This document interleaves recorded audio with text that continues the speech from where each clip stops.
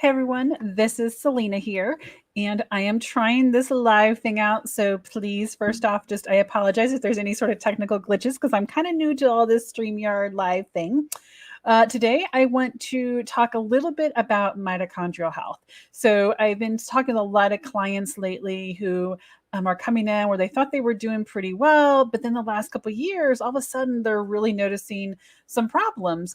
And so, we talk a lot about when we have our appointments about just the basic core body systems and our mitochondria. So, over the years, how things sort of add up. And then eventually, when we have major stressors like we've had since 2020, some of these things kind of come to the surface. So, I want to give you guys some tips and some basic nutrients that can really, really help with your core mitochondria, the core cells to help, so you can restore vitality, be healthy, and rejuvenate and get through all these stressful times. So, let me share my screen. I've got just like a really, kind of just a few different slides here. And there we go. Oops, that's the wrong end of it. We'll get here at the beginning. There we go. So we are going to be talking about the mitochondria, what they are, and what we can do about them. So the mitochondria are the major powerhouses in our body. They are organelle structures that are found inside of our cells, and they're really essential for getting energy. So we eat our foods, but that has to get transferred into energy and to use in our body so we can do things, so that we can live and breathe and be active and go to work and handle all the stresses, handle the immune responses. So what they do is they're going to produce that main energy is ATP, adenosine triphosphate. And that's used to drive pretty much all of our cellular processes. So with the exception of the red blood cells, all of our cells contains many, many thousands of mitochondria. So they also are involved in our DNA and mRNA transcribing, which people are starting to hear a lot more about that because of what's kind of going on in our political environments and throughout the world right now. We are starting to learn a bit more about this DNA and what is this mRNA. So the mitochondria are super, super important in these processes, and especially in maintaining our innate immune system. So the innate immune system is the everyday responses to bacteria and viruses and pathogens. There are thousands and thousands and thousands of pathogens all around us, and we are exposed to them on a daily, pretty much minute by minute basis. We're always being exposed to different kinds of pathogens, bacteria, and viruses. So our mitochondria are what help to make sure that those things don't cause a lot of extra harm to us. And so we have an immune response when something foreign comes into where it shouldn't be. We have a whole set of series of first responders, second responders in our cells that are going to go and take care of those things. So that's what we call our innate immune response. The adaptive immune response, we'll just kind of talk briefly about, is more like your autoimmune type situation. So when you have something that's chronic and long term, these cytokines and the signals that happen shift more to an adaptive response. So we're going to talk a lot more about like the innate immune response right now. The mitochondria help with making sure that we have balance of things like calcium in our cells, and they help with the signaling of something called apoptosis, and that is cellular death. So in that innate immune response, or in an immune response, the body goes out and is going to send something called neutrophils, and they're going to engulf whatever the problem is. And then there's going to be a time period where things will eventually degrade, and there's this cell death. We've got to get rid of the whatever happens to be bad. Or if we have something that's not good, there's going to be this apoptosis. Like cancer, there's not an apoptosis. Things are not dying, and those cancer cells grow. So apoptosis can be a very helpful and beneficial thing. Too much of it, of course, obviously is not a good thing, but that's where the mitochondria help to regulate that and help to make sure that we are in that homeostasis. So some of the things that we're going to cover here is the mitochondrial health, which we sort of, I guess, talked about just now, mitochondrial dysfunction, and then how is it we can support the mitochondria. So mitochondrial dysfunction is seen in many, many different sort of health challenges, and it's the result of an insufficient cellular energy. And there's damage that happens to the cells. There's a lot of different types of disorders that are associated with mitochondria dysfunction, and they usually have to do with some sort of inflammation. But there's also something to do with genetic variants and mutations. Some of the signs and symptoms that we will see whenever there are complications with the mitochondria health are things with chronic inflammatory diseases, neurodegenerative diseases. We're having a lot of damage when that inflammation happens. There is damage to surrounding tissues and cells. Long-term infections, I mean, any infection, there's going to be some sort of mitochondrial damage, but long-term and chronic infections, especially things like cancer or heart disease, or even things like asthma, where you have something that's long-term, where your cells are not functioning at an optimal level. Some of the causes and risk factors, kind of we take another step back and kind of get down a little bit lower, are what causes and can lead to these sort of things. Like we don't, chronic heart disease doesn't just happen overnight. What is part of the things that happen that like to fuel this dysfunction and the damage that gets to where our mitochondria just are not able to keep us into good homeostasis? Aging. The fact is we get older and things break down. That's just how things work. Things like alcohol and any sort of toxins or pesticides that we happen to be exposed to, like in our foods. There are genetic components as well. So we do have different genetic SNPs or variants, which may put us at a higher risk for dysfunction. I talk a lot about in genomics is kind of my thing. And we have our genes, we get one copy from each parent. There's one from our father and one from our mother. And so when we have like a normal set of genes, that is actually called the wild type. When we have one variation, that's called heterozygous, or a multiple variation, we have two variants, is homozygous. So it's sort of like we have, it's a four-lane highway would be like your normal, but we have to also put it into context. So having a four-lane highway in the middle of Los Angeles during rush hour, you might be at a standstill. However, a two-lane highway or a one-lane highway out in the middle of West Texas, you could be going crazy blazing fast. And so it's all about context. So while the genes definitely can set us up for having a predisposition to, if you had a traffic accident there in West Texas, well, yeah, that one lane highway is going to definitely be slowed down really easily, where, you may not necessarily be quite so slowed down if you had a four-lane highway there in Los Angeles. But again, it's all about context and the genes. So they both kind of play a role. Physical activity is something else. When we don't have enough activity, when we're not out moving, getting oxygen to our cells, exercising, getting the blood flowing. So lack of activity when we are, sitting at home, not doing anything, we are on the computer so much now. There's a lot of sedentary jobs nowadays that they just didn't used to have. A couple hundred years ago or 100 years ago, people were much more active, getting out in the sun, getting fresh air, getting the nice sunshine, the vitamin D. A lot of medications, so a lot of the pharmaceuticals, they are going to block different processes in our body, and that kind of will stop some of the energy flow or stop some of the transfer of nutrients. Obesity, having too much weight, where now you have a lot of extra um, weight to deal with. And also the fat is where a lot of times the toxins are stored. So that just puts a lot of extra burden on the mitochondria. They can't necessarily get all that energy, and there's extra toxins to deal with. Things such as smoking, that just kind of goes without saying, I suppose, as well as maybe many of these, but that also puts a big, heavy burden on our mitochondria. Some of the nutrients. So, what can we do about it? So, we know that, okay, we maybe have some risk factors, some genetic things, or maybe we're doing a lot of things, we're avoiding the toxins, but what else can we do from a nutrient standpoint? We all know that a lot of our foods are nutrient deficient because that our soils are deficient. So, the food is not being grown in nice, rich, healthy soil, and that leads to sometimes nutrient deficiencies, even in good, healthy organic foods. So, what are ways that we can supplement? And please note that I'm not saying run out and get these supplements. We always have to look at context whenever we are doing supplements. But these are some things just to kind of be on the lookout for that, hey, am I getting enough of these things in my diet? And if not, what can I do to see, whether it's testing or somehow analyze, do I need to take a supplement? Do I need to actually add some of this to my diet? Some of these also, there can be genetic variants, which make it more difficult for you to get all those things out of your foods. So the B vitamins, pretty much all your B vitamins, we hear a lot about folate. We hear about B12, the methylfolate. So folate goes through a system or processes and makes methylfolate.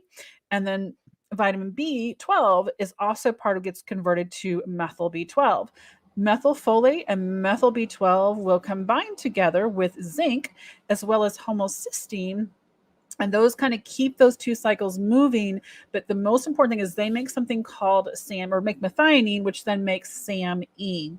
SAMe is a enzyme that is needed like throughout the body, especially for your PMT gene, which has with your gallbladder function and bile. Your neurotransmitters is where SAMe is also needed for detoxing. There's a lot of things that SAMe is needed, and then that goes on and around and it makes homocysteine, and those cycles just keep moving. So that's where it's really important. Some of the other cofactors just in that B12 and the B9 folate, they also need other B vitamins for that entire cycle to work. So pretty much the entire B complex, making sure we are getting a good variety of those on a regular basis, to help keep those moving, but also for the production of our red blood cells. Folate and B12 are some of the important nutrients needed for healthy red blood cells. We hear also about iron a lot of times. It's not just iron. So iron, B12, folate, copper, and zinc, all of those things play a huge role in healthy red blood cells. So getting the right amount and adequate amounts of B vitamins, noting that there can be some genetic SNPs and variants that do slow down that process, or sometimes they will actually speed up that process. So when I talk about how folate and B12, the methyls come together there, that's at the MTR gene. A lot of SNPs with that gene, when there's variants, that actually can speed that part of the process up, where a SNP or a variant in the MTHFR or the MTRR, which has with the B12, those can be slower. So what can happen is that you're very slow to make the methyl B12 and methylfolate, but once you do, you burn it really, really quickly. So that can still lead to a lot of deficiencies because you just can't quite keep up. When you add in things like stress, that puts a bigger burden on that pathway because you need that SAMe for your cortisol, for that dopamine pathway, your COMT gene, and those kinds of things. If you have a sickness or an illness, again, you need that methylation cycle working. You need that to also, that homocysteine goes down to your glutathione. Your glutathione is your master antioxidant. So you need that because in part of the immune response, the body does create oxidative stress. That's part of how it gets rid of some of these pathogens. That does create a very hostile environment, which is something that we need. Oxidation can have very good benefits, just like our vehicles. They produce a lot of heat and a lot of exhaust, but if we don't, the engine's not going to run. There has to be this transfer and changeover of energy. So in that, the body has glutathione that it uses to resolve that inflammation that's needed to keep us healthy. And so again, that's where these B vitamins come into play, is that cycle, the B12 and folate cycle, that methionine methylation cycle, also directly connects to our detoxification cycle. So we need that if we're exposed to toxins, if we're exposed to pathogens and even toxic stress, or even just our hormones. So just our daily hormones that we have, especially our estrogen. So for women, we see this fluctuations throughout our cycles. We need that glutathione for helping to get rid of the excess estrogen after we're using it. So it's part of the degradation of estrogen to get it out of the system is glutathione. and the SAMe as well. So we'll move on to the next one. So hopefully you guys get it that B vitamins are super important. The next one is vitamin C. So that kind of, we hear a lot about vitamin C. It's an antioxidant, noting that it's not nearly as powerful as what the glutathione is. What our body makes is thousands of times more powerful than any of the antioxidants that we can eat. However, vitamin C is still super important. It also helps to keep these pathways moving. So things like that dopamine, your cortisol pathway also needs vitamin C. So we need vitamin C for many, many different things. Vitamin E is another really important one that a lot of times gets overlooked. It's going to help support the oxidation, but it's also going to help support the energy production in the cells. So that cellular energy production, our mitochondria need some of these nutrients to really, really work well to keep things all in check. So there's so many signals going on. There's just like a lot of little workers working inside of us. They need those nutrients. Vitamin E is one of the main nutrients they're going to need. CoQ10 is super, super important. And especially nowadays, because there are so many people who are on statins, statins block the CoQ10 production. So it's not just that it's going to lower cholesterol, but they block the processes to make CoQ10. So that can trickle down to, guess what? Mitochondrial dysfunction, which leads to some of these other things that we just spoke about, of the neurodegenerative diseases, cardiovascular diseases, some of these other things. And one of the talks I did, and I'm not sure if it's on here, that I did way back, like in 2016 or 2017, when I first started getting into functional medicine, was about the cardiovascular diseases and inflammation and statins, what it is they do from a mechanism standpoint inside of our body, and the problems that those things can cause. So CoQ10 is super, super important for our mitochondria, for the transporting and the electron transport chain, and the membrane, the health of the membrane. So we have to have healthy integrity of those cellular membranes, or things get through that shouldn't, or things don't get through that should. So that's super important, is a CoQ10. Magnesium is another one. And I know we hear a lot about magnesium. It seems like magnesium is used for everything. And again, this has to be because it's part of that cellular energy production. So that ATP, we need that energy so we can transfer this energy to use for our health. Magnesium is also used for many other things, such as the dopamine pathway, your cortisol, to make that SAMe. There's also magnesium that's involved. So magnesium is used in many, many different ways. There's different forms of magnesium, and this is where it's important to make sure that we are not just taking something just because we heard someone say, oh, go take this because it's great for X, Y, Z. Different magnesium, some of them are going to really make you use the restroom a lot more, and those aren't necessarily going to be what you're going to need. Like, you maybe need a different form of magnesium to really help with some deficiencies in your body that's more specific to different things like cardiovascular health or neuro health and those kinds of things. So again, it's always important, no matter the supplement, to make sure we are taking it that's specific to us and not just a one size fits all type supplement protocol. NAC, we've heard a lot about NAC, that's N-acetylcysteine. And when I just mentioned homocysteine earlier, that's going to go down into, it can keep going to make like the B12 and folate and keep that methylation working. Or homocysteine can also go down into your transsulfuration pathway, which is your detox pathway. And that's what goes and makes that glutathione. And then there's also a sulfur metabolism component. So that NAC is a precursor to make glutathione, noting that just because you take NAC does not mean that it's automatically going to go make glutathione. If you have other problems with other cofactors involved, and especially if you cannot recycle glutathione, extra NAC may not help you at all. You have to be able to keep glutathione recycling, just like the B12 and folate have to keep going around and recycling. Glutathione goes out, gets your toxin, and then it has to recycle, like release that toxin so it can get taken out of the body, and then the glutathione gets recycled. If it gets stuck with that toxin, it's like a toxin on steroids. It's much worse than that toxin was just left by itself. So it's really important when we're taking NAC to understand the bigger picture. Also, NAC can break through biofilms. So that may be, oh, that sounds fantastic if we are dealing with something that's chronic, especially a lot of times like UTIs in women where you just can't seem to get rid of them. Sometimes adding NAC during the treatment for that could be really helpful as you help break down some of those biofilms. However, we don't necessarily want to be breaking down biofilms just for the sake of breaking them down, because our healthy bacteria also have biofilms that they need to have to survive. So again, it's always about the context, and to not just go take something just for the sake of taking it.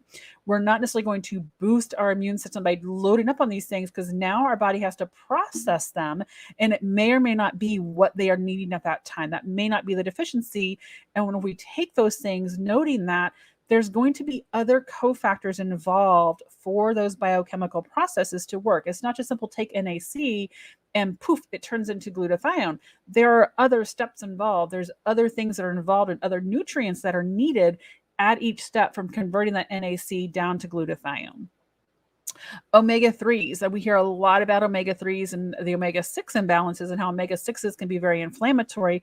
A lot of times the omega-3s, they can be very helpful in reducing oxidative stress and helping with mitochondrial function. However, this one here is another one that a lot of times it's really not necessarily the omega-3 issue. It's part of the omega-6s. There is a anti-inflammatory component in the omega-6 pathway that sometimes we're not converting and getting to that point. We are stuck in the very inflammatory side of the omega-6s, and adding more omega-3s is not necessarily going to fix that. So again, it's about context.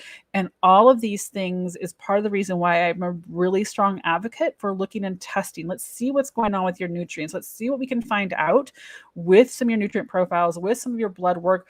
What's going on with just a basic thing like a CBC? Are we seeing things like B12 deficiencies, or folate, or iron, or is your magnesium off?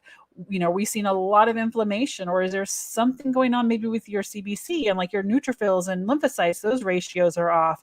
It's really about looking at the entire picture to get an understanding of how is your body functioning, where are some of the deficiencies. But overall, I just wanted to share these things with you so that you know that, hey, these are some things that can help your mitochondria. And knowing that the big thing is looking at what's going on, what are you doing to eat these? Finding foods that are rich in these is the first place to start. One of the websites that I really, really like for getting a snapshot on this is nutritiondata.self.com. And you can put in the foods that you're eating for the day, and it will give you a list of all the micronutrients that you have taken. And so obviously this is going to be like a rough estimate, because it's not going to be 100% exact of, exactly how many ounces you had, those kinds of things. But it's going to give you a really good idea to know, oh, I am eating XYZ and I think that it's a good variety. But you might find out that, oh, I'm really deficient. I'm not getting that much zinc, or I'm not getting that much magnesium, or I'm getting tons and tons of magnesium, but not enough folate. So understanding how you can then increase your diet that's more rich in those foods, because the foods come with many times the cofactors, the other nutrients in those foods that they need to be processed. So things like we're going to eat folate-rich foods, a lot of times come with a lot of those other B vitamins that you need for that folate conversion from folate down to methylfolate, and the recycling of folate. So that's why the food, getting it from your foods is important, and then layering in extra support as needed. And I think I had a couple more slides here. Let's see what else I had on my slide. Oh, the other things we can do. So moving beyond the nutrition side is what can we do when it comes to lifestyle factors, because our lifestyles make a huge difference and they can play a big role in our health. So first is activity, making sure that we are active. This helps to get oxygen throughout the body. It helps our blood flow, getting circulation throughout the body so we can get nutrients. It helps us to clear out toxins and excess energy. And so that's one of the things is to be active. The other one is adequate quality sleep. So we have to sleep, just as we remember as a child that we had to take naps, that some of us maybe just hated to take naps, but our body needs downtime. If we had a race car, we would not leave our race car running 24/7 and the engine revved up all the time. It's going to be in the garage, turned off when you're not on the racetrack. So we have become a very constant 24/7 society. We have to take time for self-care, downtime, and getting adequate rest. So things like making sure that we don't have a lot of light or a lot of noise in our room, that we have nice, clean air. If we have to get, air purifiers, we can't do our whole house, at least getting that into our bedroom so we have a good area where our body can restore itself overnight. stress management. And I know this one can be really, really difficult, especially in the last couple of years because of all the craziness that's going on. So understanding how we can navigate that. The self-care is super important. Avoiding toxins, and this especially toxic relationships, which is kind of hard because we have a very toxic society and a lot of toxicity going on right now in a lot of the control and those kinds of things. But how we can manage that, getting tools that we can use, that we can make sure that our mental health is optimized and that we don't have as much of the stress, and recognizing that it's okay for us to experience and to express some of the feelings and the anger or the sadness of what is going on. If we try to bottle those things up, we may think that consciously that we are not, stressed, but subconsciously our limbic system can be stuck in that fight or flight mode. So connecting to that, releasing and making sure that the stress management is optimal are some huge things that we can do to move those things forward. So one of the things that I started doing recently is something called Qigong. And I've never really been into like the meditation or yoga or none of that kind of stuff. But I came across Qigong as I was looking for something called body scanning that I had learned many years ago. And I was trying to find some information to give to one of my clients. And then I was like, oh, Qigong, that was what I ended up finding. And I was like, oh my goodness, this is amazing. This is very much what kind of like the body skinny thing. But the Qigong was developed more for medicinal purposes through Chinese medicine, not so much like the military or the physical side of things, but just connecting with that energy in our bodies. And so that's something that I've started doing here. I'm actually doing a 100-day challenge. So you're welcome to join me. I will put a link in the description if you want to join me on a daily basis every day at 11 o'clock. I'm doing some sort of Qigong exercise. And then on Saturdays, I do it at 7 p.m.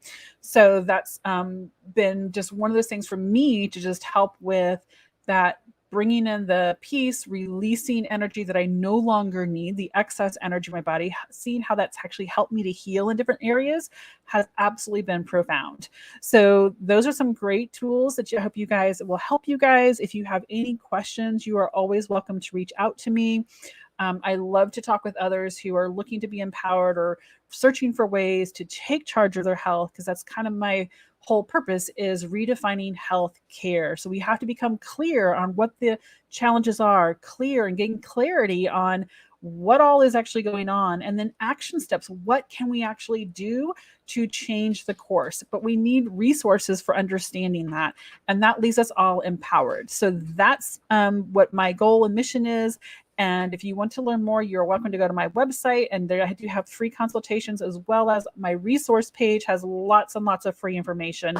And I look forward to talking with you guys. If you have any questions, feel free to message them or book a time. And I hope this is helpful. And I'm going to try to do some of these on a regular basis. Trying to just kind of get things organized here. It's been, I know, a long time. I used to be sort of regular here on YouTube, but it's been a while. I got off social media. And when I did that, I was kind of like got off YouTube as well. So, but I'm here and I will try to do some more things here. And if you have any questions, feel free to reach out to me, and you all have a wonderful, blessed day. Shalom.